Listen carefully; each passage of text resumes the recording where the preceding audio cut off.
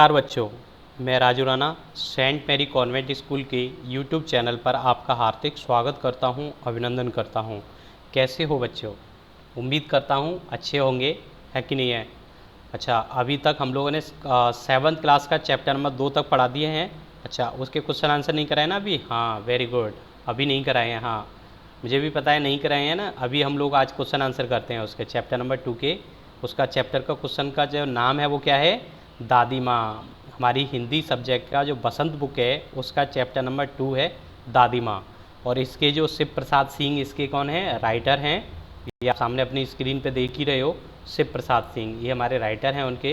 तो चलो जल्दी से हम लोग किस पे आते हैं? फर्स्ट चैप्टर पे आते हैं, फर्स्ट क्वेश्चन पे आते हैं। लेखक को अपनी दादी माँ की याद के साथ साथ बचपन की किन किन बातों की याद आती है ना? दादी माँ की, यानी लेखक है वो दादी माँ की किन किन बचपन में, उनके बचपन में दादी माँ की कौन कौन सी बातें उनको याद आती हैं, उनके बारे में पहला क्वेश्चन है। तो हम बताते हैं कौन कौन सी चीज़ें उनको याद आती थी। लेखक को जब पता चला कि उनकी दादी माँ की मृत्यु हो गई है तो उनके सामने दादी माँ के साथ बिताई गई कई यादें जीवित हो उठती हैं। उसे अपने बचपन की स्मृतियाँ, गंधपूर्ण सागवारे जलाशयों में कूदना, यानी कि झागवरे, यानी कि उस टाइम पे जब वो नहाने के लिए, जब बरसात के मौसम में झागवरा गंधपूर्ण यानी बदबू आने वाले पानी होते थे ना, उनमें इकट्ठा हो जाता जलाशयों में, छोटे छोटे ऐसे कहूँ मैं तालाब टाइप के हो जाते थे, उनमें वो कूदना, उनमें नहाना, है ना, इस तरीके की उसको वो चीज़ों को बहुत याद आती हैं।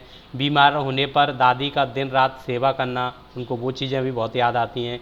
किशन भैया की शादी पर औरतों द्वारा किए गए जाने वाले गीत का और अभिनय के समय चादर ओढ़कर सोना और कपड़े पकड़े जाना आदि भी याद आ जाती हैं।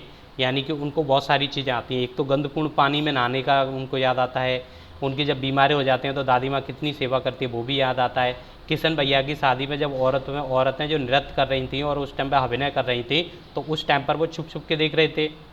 वेरी गुड, तो उस टाइम पे वो पकड़े भी गए थे, वो चीज़ें भी उनको याद आती हैं। तो ये सारी चीज़ें उनको उस टाइम पे याद आती हैं। दूसरा क्वेश्चन देखते हैं हम लोग। दादा की मृत्यु के बाद लेखक के घर की आर्थिक स्थिति खराब क्यों हो गई थी, है ना? जब दादाजी एक्सपायर हो गए थे तो उनके घर की आर्थिक स्थिति खराब हो गई थी, तो उसके बारे में बताएंगे। दादाजी की मृत्यु के बाद लेखक के घर की आर्थिक स्थिति इसलिए खराब हो गई क्योंकि उनके पिताजी व भैया ने धन का सही इस्तेमाल नहीं किया था। यानी कि उनके जो भैया थे, कौन? उनके पापा जी, यानी राइटर जो कवि हैं, उनके पिताजी और उनके भैया यानी कि इनके चाचा जी ने जो धन था, इनके पास पैसा था, उसका सही इस्तेमाल नहीं किया था। गलत मित्रों की संगति में सारा धन नष्ट हो गया था और दोस्त भी उनके गलत थे, उनके साथ में वो धन को क्या कर दिया उन्होंने? ख़त्म कर दिया, किसी काम धंधे में डाला, नष्ट कर डाला। दादाजी के श्राद्ध में भी दादी माँ ने मना करने पर भी लेखक के पिताजी ने अपार संपत्ति व्यय की थी। यानी कि जब सलाद का समय आ गया तो उस टाइम पे दादी माँ ने मना किया था कि सलाद मत करो, पैसे ही नहीं है, लेकिन फिर भी लेखक के पिताजी नहीं माने और उन्होंने बहुत सारा पैसा उस काम धंधे में भी खर्च कर दिया था, इसलिए भी उनकी आर्थिक स्थिति खराब हो गई थी।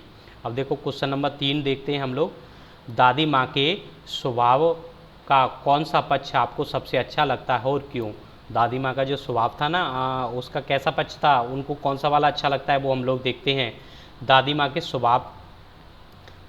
स्वभाव का सेवा, संरक्षण, परोपकारी, सरल स्वभाव आदि का पक्ष हमें सबसे अच्छा लगता है। दादी कैसी थी? स्वभाव का था, सेवा का भाव था उनमें, है ना, कोई बीमार हो जाता तो वो सबसे पहले जाती थी गाँव में, संरक्षण करने का काम था, परोपकारी भी काम था और सरल स्वभाव की थी वो दादी।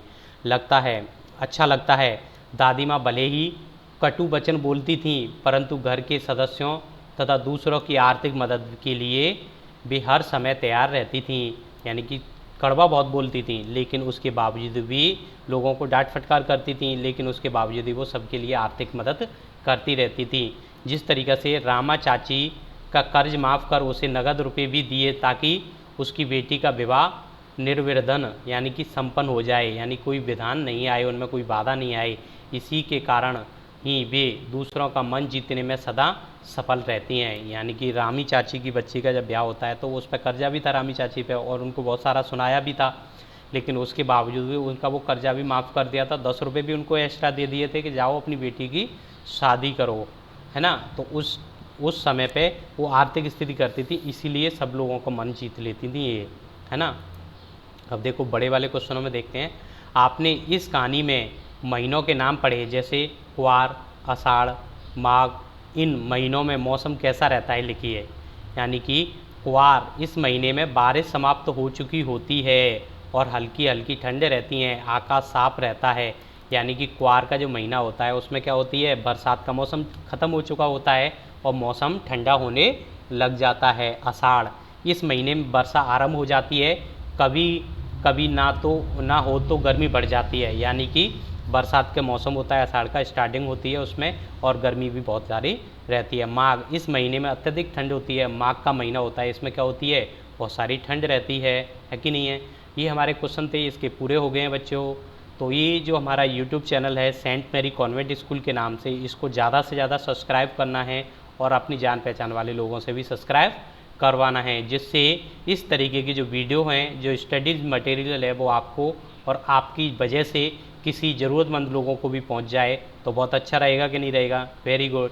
तो इसलिए सारे बच्चों को इस यूट्यूब चैनल को ज़्यादा से ज़्यादा सब्सक्राइब करना है और शेयर करना है इस वीडियो को, जिससे ये वीडियो और लोगों को भी मिल सके, जिससे वो अपनी पढ़ाई को सुचारू रख सकें। इस लॉकडाउन के समय में उनकी पढ़ाई बहुत ज़रूरी है, आपको भी पढ़ना बहुत ज़रूरी है, इसलिए आप पढ़ते रहें, इस वीडियो को आगे फॉरवर्ड करते रहें। जो भी आपकी जान पहचान के जो बच्चे 7th क्लास में पढ़ रहे हैं, अध्ययनरत हैं, उनको भी आपको ये वीडियो भेज सकते हैं। थैंक यू बच्चों। ये सिलेबस है वो NCERT CBSE दोनों में चलता है, राजस्थान बोर्ड में भी चलता है, अदर बोर्डों में भी, सभी जगह के लिए वीडियो वो है पर्याप्त होगा वो, है ना। तो ये ज़्यादा से ज़्यादा सब्सक्राइब करना है।